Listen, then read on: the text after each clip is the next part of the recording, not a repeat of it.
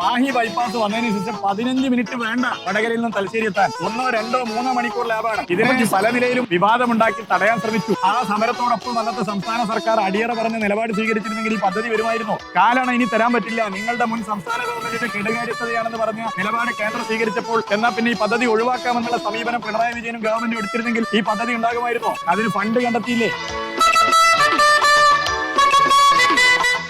അതുകൊണ്ട് national highway വികസനം എന്നത് സംസ്ഥാനത്തിന്റെ അഭിമാന പദ്ധതിയാണ് എന്ന് ഒരു തരത്തിൽ പറയും. പക്ഷേ അതിനർത്ഥം എന്താ? പദ്ധതിയുടെ നടത്തിപ്പ് സംസ്ഥാനം നടത്തുന്നതല്ല, സംസ്ഥാനത്തിനല്ല അതിന്റെ ഉത്തരവാദിത്വം. സംസ്ഥാനത്തിന് പ്രവൃത്തി നടത്താനുള്ള യാതൊരു ചുമതലയുമില്ല. ഇതിലെ ഓരോ പ്രവൃത്തിയുടെയും എസ്റ്റിമേറ്റ് തയ്യാറാക്കുന്നത്, DPR തയ്യാറാക്കുന്നത്, ടെൻഡർ ചെയ്യുന്നത് എല്ലാം കേന്ദ്ര സർക്കാരിന്റെ ദേശീയപാത അതോറിറ്റിയാണ്.